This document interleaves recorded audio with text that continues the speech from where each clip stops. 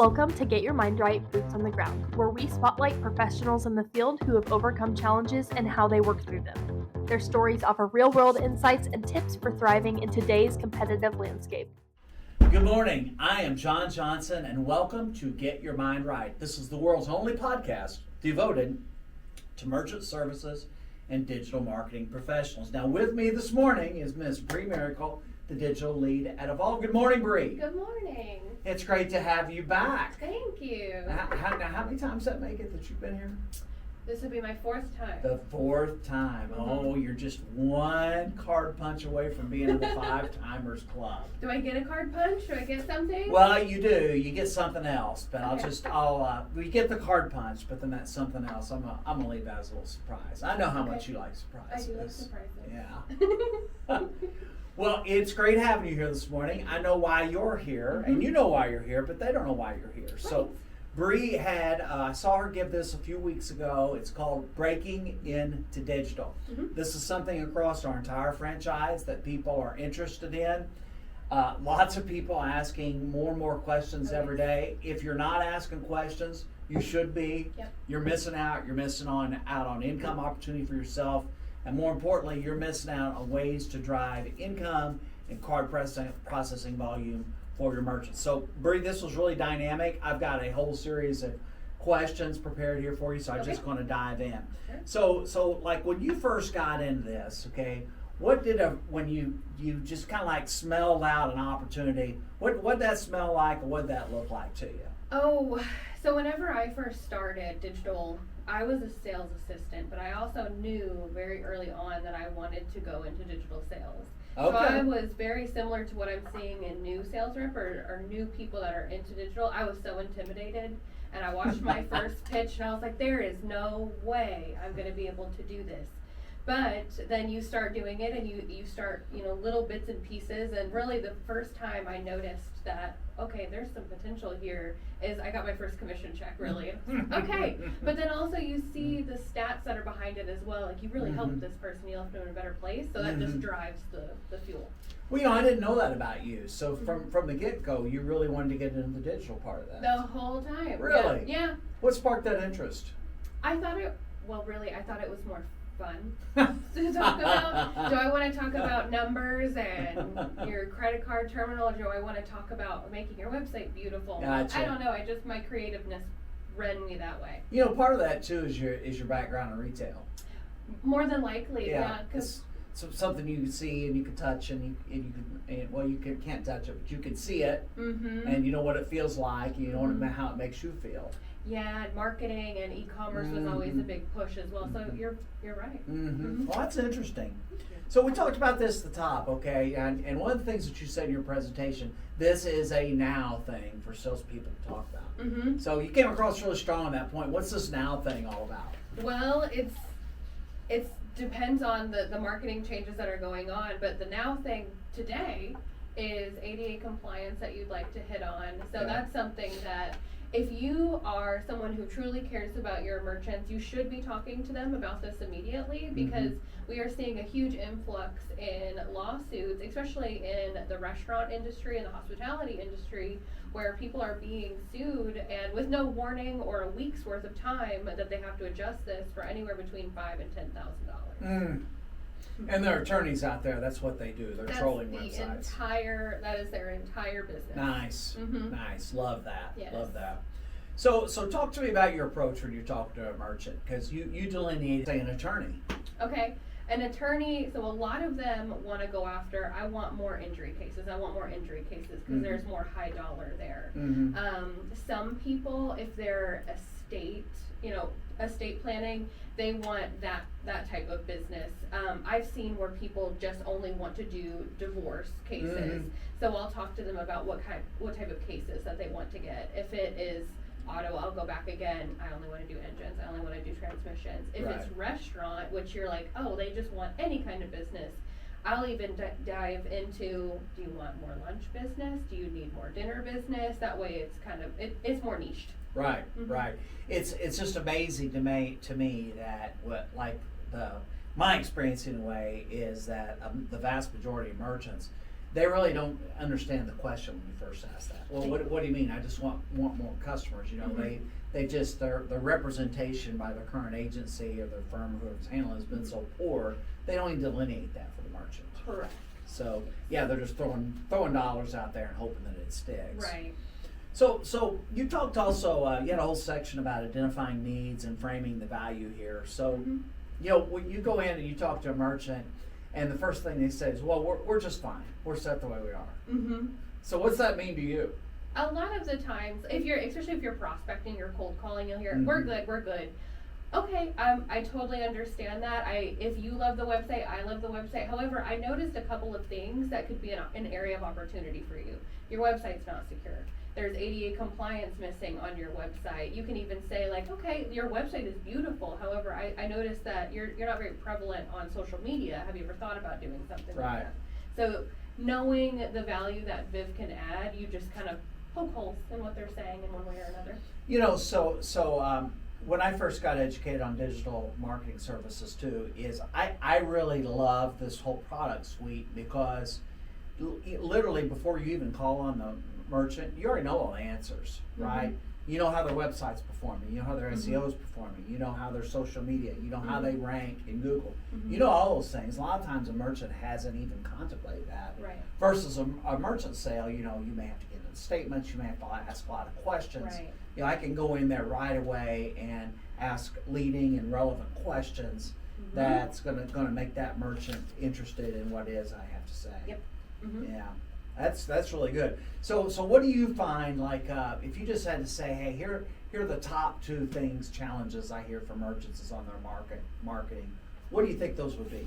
Top 2, I would say the website isn't generating any leads at all, because I will run a report that tells me that, so I'm able to see. I know you're more mercenary about website producing leads. Yes. I will say, like, they'll tell me, well, the website really isn't doing anything. That's their verbiage. And I'm able to run a report that says, you know what, you're exactly right. I'm seeing 90% of your website traffic is coming from your business name, which tells me you have fantastic word of mouth. However, the website's not doing what it's supposed to do. So you're exactly right. Past that would be, yes, I'm getting phone calls. I think it's working, but I don't know. So they have no data behind it to prove that it's working either. So they're in the dark either way. Gotcha. So I know there's also confusion out there in the marketplace on the difference between paid advertising and SEO. Correct. How do you attack that one? That one, so it depends on who I'm talking to, so I will try and make it as layman's terms as possible. So what I tell people is SEO is like going to the gym to lose weight. It's gonna take time, it's gonna take effort, and sometimes, in some cases, depending upon your area of business, it might take anywhere between 6 to 12 months to get you where you need to go. There are ways to shorten that, and that's with your pay-per-click. So that is your instant revenue, your SEO is your long game. So eventually, ideally, is your ads are working over time, and then your SEO kind of takes over. So your ads will eventually go down, and your SEO will be performing on its own. Okay. So walk me through your first call with a merchant, what your discovery call is going to look like. Off the bat, so of course you want to thank them like for showing up and giving you the time. But what I will say on almost every call is, you know, I've ran a few reports to kind of keep track of how you're showing up today. However, that doesn't mean a whole lot to me. These reports are just information. It really helps me point you in the right direction if I know what are your goals with marketing. Are you looking to hire? Are you looking to get more leads? And then I will pull out what their pain points are almost immediately so I can hit on it throughout the entire conversation.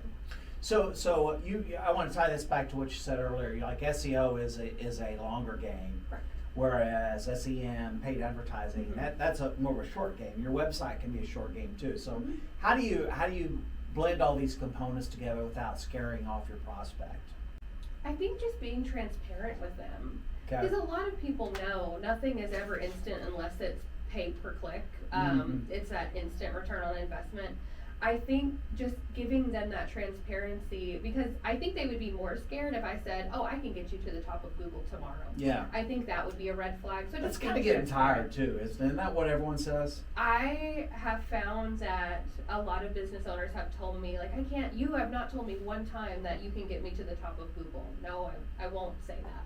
Yes, that's the goal in the back of my mind, and of course that's Viv's goal, but we can never promise that. So I don't go off of things like that. I don't promise results or anything. I just tell them what the action plan is and what the ideal outcome is. Yeah, that's the way to do it. You know, people can handle the truth.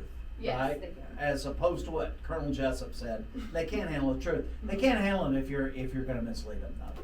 Yeah. They can't deal with that. I have found that your clients will stay longer, and even if there is an issue, they feel more likely to come back to you if something were to arise, if you were honest with them in the very beginning. Yes. Yeah, that's good. So I know this is a topic you get asked this all the time. That do you go in, you just try to sell the website and then bring in the fill-in products later, or do you go in with the full suite? Well, it depends on their goals, right? If they're, Bree, I need business tomorrow, I want to see a 50% increase, that's whenever we go in with the full suite. It also depends, what type of, vertical we're going after. Yeah. So that's whenever we go in with website, listings tool, advanced SEO, Google ads, maybe even some CTV ads and social media. We'll throw all of that together. That'd be the full package.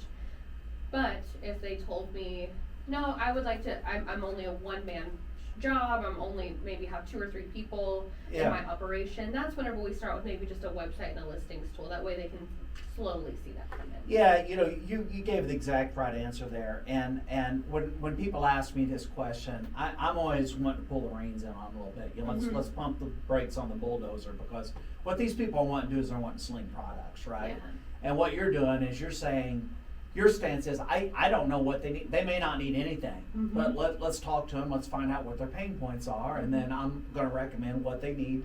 Nothing more, nothing less. Exactly right. So I try to tell people that in a nice way. Sometimes I'm actually successful at that. Sometimes. So what part of our offer, when you talk about this, and let's just say that they're interested, they have need for all of it. What do you find that the products that the merchants get most excited about? Today, I would say advanced SEO and Vault IQ is what's really just light bulb moment has created. Really? Yes. So break that down for me, each Okay. product. So whenever you are searching for a restaurant to go to dinner tonight, what are you going to plug into Google or Yelp or ChatGPT? Are you going to ask it a question, or are you just going to say restaurant? No, I'm going to put high-end Bordeaux and caviar near me. Okay. With that being said, it's more of a long tail search than it is something that's just like restaurant or whatever that may be. Let me give you a real answer. I'm going to put steak and bourbon near me. Steak and bourbon near me.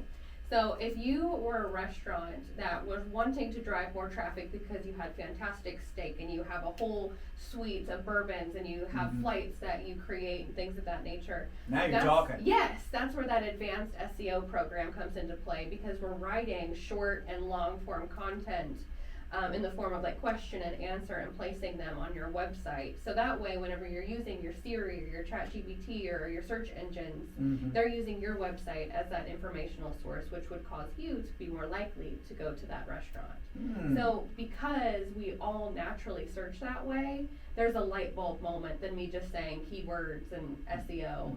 And then taking it a step further with the Vault IQ, if you were, in the B2B industry and you were a merchant that are looking to get more leads, wouldn't you want to know the people that are going to your website and be able to market directly to them? That's where that Vault IQ comes into play. And there are so many people that love that product. Okay. Okay, very good. Very good. So you've made your pitch, you've come out with they've turned to the last page, you get to the proposal, and they say, wow, this is just too expensive. Now what? So that used to happen early on in my career. It did. And I find that the reason why that happened was because I didn't build enough value and I didn't answer the right questions, or I didn't ask the right questions throughout the process. Now that happens less and less. So whenever somebody now tells me, Bree, this is just too expensive, I'll break it down for them. Okay, do we need to go to a lesser package? If this is not in your budget, then let's take out certain pieces of it. Maybe we don't need this many pages within the website. I reduce the package instead of just outright saying, Yeah. oh, okay, well I can take $500 off. I don't normally do that. So you bring up an interesting point there. So how did you, obviously, you gained experience, right? But, you got that objection less and less because you were changing your pitch. Like, Correct. what are the things that you changed that In the mitigated this? beginning, I was just information dumping. I felt I was doing Gotcha. my best if I was giving them every single piece of every suggestion that we had. Now I custom tailor my pitch depending upon who I'm talking to. Like, Uh-huh. I'm not going to suggest a booking tool to a restaurant. That makes absolutely no sense. I'm not going to suggest a listings tool to somebody who's e-commerce because they don't have a physical brick and mortar. Beforehand, I may have been suggesting products that don't necessarily make sense. Gotcha. Okay. So, how do you counter? I know you run this sometimes. Well, you know what? I can just do this myself. Or, my nephew built my website for me. He can incorporate all these things you're talking about. Mm-hmm. That is something that does happen quite often. Or they'll say, oh, I'm running it myself. I don't need to do that. Mm-hmm. You absolutely can do it yourself. Anybody can build a website. And in fact, building the website is kind of the easy part. Driving traffic to the website is the hard part. Yeah.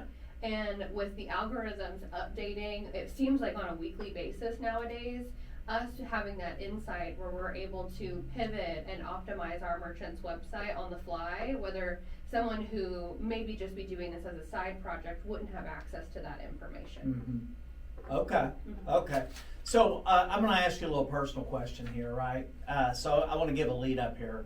And for you folks that are listening here, you don't know this, but like my highest praise for someone in our industry is our top professional. Okay, and Bree, you've heard me use that phrase. You don't hear me use it a lot, but I ascribe that phrase to you. Oh. And well, it's thank you. Okay, it's not anything I'm doing. It's what you're doing. I just recognize it for what it is.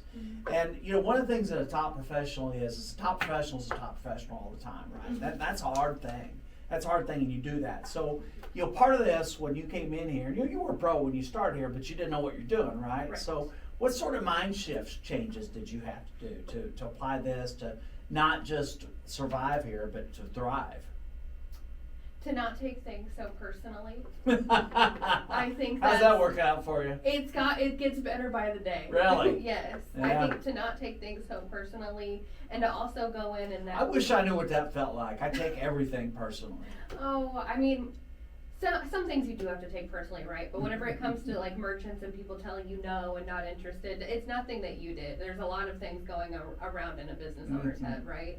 And then the next thing that there were several times where I would be driving to work telling myself, we're gonna do it tired, we're gonna do it annoyed, we're gonna do it happy, we just have to get it done.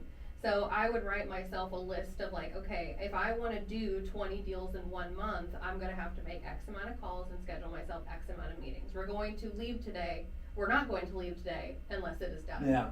So something about, I guess, tenacity Yeah. as well is something that I have learned over Yeah. time as well. Yeah, that notion of accomplishing something too, that tends to leave you in a better mood rather than a worse mood. Yeah, I mean, even if I go to work mad, at least I went mad and then I accomplished something that day, or whatever that is. Then you take it out on Sean when you get home. Exactly. Yeah. Yeah. So let's talk about your closing, right? Tell me what some of your top closing methods are and things you do to get your clients to nod their head or to say yes. It's way simpler than you think it is. Okay. So I remember a presentation that you did that said, make it easy to do business with you. Mm-hmm. So I will just, at the end of the conversation, if things are driving correctly, I'll be like, you know what, is this something you want to go ahead and get started? You got 2 minutes, I'll go ahead and I'll get your paperwork done. Yeah. And then I just send it right over. Yeah. So that has helped a lot, just having the gumption to just be like, okay, can we go ahead and get this done? Yeah. And it helps just move things along so much faster. Yeah, I didn't know you did that, but Mhm. it's for me. I like really struggled with that because I got so much bad sales training when I first got into it, and like everybody's focused on the close. We got to learn how to close and all this. Mhm. It's like the worst thing to spend your energy on, because if you've given a good pitch, Yes. like you said, you've been consultative, you figured out Mhm. whether they need you or not. They may not, right? Yeah. But if they do, it's just, does this make sense for you? I Yes. mean, and you think about that, and if you found a way to cost justify and increase their business, why wouldn't a business owner do that? Right, and they're already excited, and all the ideals are fresh. Just Right. ask them right there. Just ask them right there. Does Mhm. this make sense for you? Mhm. Okay, I like that. Well, I know at least one of my training sessions stuck. A lot of your training sessions have stuck. So when do you feel like, you may be going through this with a customer and you're going through a pitch, and you could tell they heard enough and they're ready to pull the trigger. Mhm. Do you ever pull up short on this and say, hey, let's go right to the paperwork? I have done that. Yeah, especially if I'm talking. It depends on the industry too. Mhm. Your busy industry, so Yep. your automotive, things like that. I'm doing the paperwork while we're on the phone, Yeah. and I'm gonna send it to you, and you're gonna sign it while we're on the phone. Yeah. Because I know once I put that phone down, he's gonna forget about me. Yeah. So yeah, I have. It's it's just like a fruit, right? Deals ripen at a different pace, and Mhm. I always feel the same way, right? When that deal's ripe and it's time to be picked, Mm-hmm. and you leave it there, well, you're taking a chance of it going sour on you. Yep. And you may not get it. So Exactly. yeah, that's good, Dee. That's good, Bree. That's good, Bree. So once you get the deal done, tell me about the expectations that you set for the customer experience. Mm-hmm. I always try to do that as much as I can. Mhm. Once I'll tell them the whole product, I'm going to send you this paperwork. Once it comes back to me, we're going to schedule your onboarding call with either Emily or Marcia. What that looks like, of course, in the proposal if I'm able to send them a proposal, it will have a timeline lined out for them as well. So I'll tell them, okay, once the onboarding is scheduled, allocate about an hour for what we need for information, keywords, photos, logos. I'll tell them how much time it takes to get a rough draft, how much time for launch, and then of course I'll introduce Alex for unlimited updates, changes. I'll try to give them as much information of what's going to happen after the paperwork is signed. Mm-hmm. Okay, very good. So let's talk about I'm gonna flip the script on you here because I know you've sold many merchant accounts before. Mm-hmm. So you've gotten a merchant account and you never talked to them about digital, right? Okay. So how do you segue that conversation and pivot to digital? That's a good one because I'll wait probably 2 or 3 months because sometimes just talking about digital merchant at the same time can be a little confusing. I've tried to do it and I failed. So learn from my mistakes, just don't do it. There are two conversations for you. They are so different. Okay. So I'll wait probably 2 or 3 months and I'll give them a call back that says, hey, we signed you up on this buyer's choice program. We're saving you X amount of dollars each month. How about looking into investing it into marketing to generate you guys more business? I'd be happy to run a digital audit for you to see where you guys stand and where the areas of opportunity are. Very good. Mhm. Very good. You've been to that rodeo before, haven't you? Quite a few times. Quite a few times. So we have lots of our listeners here that they're really still focused on merchants, right? Sure. So what would be your advice to them for growing their book through digital expansion? If you're not at least introducing the digital audit report to your merchants, you're leaving the door open for somebody to go in and take them. Because if you look at all of these softwares and CRM systems, they offer processing, they offer website development. So Yep. if you're not doing that, you're leaving the door open for the merchant to leave. So it makes the merchant stickier. But naturally, if you wanted to drive your merchant more business, it's no secret that whenever they make money, the account executive or whoever makes money. So why wouldn't you offer a solution to someone that is going to inevitably increase their business, which then would increase their residuals? Right. Yeah, that makes sense. Mm-hmm. So the thing I know about this industry too, especially on the digital side, I mean it literally changes daily. So tell me what sort of mediums and that you use and devices to keep you current on what's going on. So Austin is a really big help to that. He will send me information almost daily on how things are trending. I have signed up for a few email threads that I get constant updates on marketing trends. And then, of course, just watching like, YouTube videos. There's TikToks out there. There's people on LinkedIn that will just give you constant updates. So I just naturally look for things as I'm, scrolling on social media, as we all do. Okay, very good. So someone that is brand new to this, what advice would you give them? Outbound is key, and show up with tenacity, because you're gonna hear a lot of no's, but just know that every no is a building block to a yes, and eventually you will have your whole career. I started this almost 5 years ago, and if Bree, who was an essay, could see Bree today, we would be cheering. We would be having a good time. And that, especially in the beginning, it's so hard, right? It's so hard to show up every day knowing that you're going to get probably 90 no's, but one yes. Yes. So just knowing that all of those no's will eventually lead to the building blocks of your career. Well, it's hard to get your mind shift to say that's really a good day. I'm going to get 90 no's, but I got that one yes. But you got one yes? Yeah. Yes. To focus on the positive and not the negative. To let it roll off. Yeah, there's just very few people could do that. They just don't have the tenacity. It's just too hard for them. So that's a good one. Okay, so I'm gonna ask you a personal question now. Okay. So Bree, my experience with you for years now is that, and I'm sure you don't have every day is a great day for you, but it looks to me like they are. So you come in, you're bursting with energy, you've got a lot going on, you got a smile on your face, a good attitude, you're getting after it. Yeah, how do you maintain that? That's hard. Oh, that's a really good question. I give myself pep talks a lot, but I have always been one of those people that is very goal driven or very results driven. It's something that has always been ingrained in me. You met my brother. He's kind of the same way. We're very much high energy people. I will find either quotes or podcasts or even music where it's like that will set me in a higher state of mind, if you will. And I also have learned that being around the people will also really affect your mental state as well. So between trying to just think positively, I write my goals down almost weekly. I set either weekly, monthly, quarterly, and annual goals for myself every year, so that has helped. And just really paying attention to the people who you surround yourself with really helps as well. Okay. Well, that's good. That's good. So Bree, we're nearing the end here. I'd love to have you back because I just actually saw another presentation you give that I think our viewers would be interested in. I think so too. Any last comments or parting shots you'd like to take? Oh, that's a good one. I would just say, just circling yourself around digital in general can be quite intimidating, and like we've talked about, it changes quite often. So whenever you are new, don't feel like you have to know it all. I would just say focus on one little thing and become an expert on it. So if I was brand new, focus on just the website functionality and what we can do with it, and then branch out from there. Gotcha. That's easy to demonstrate. Yeah.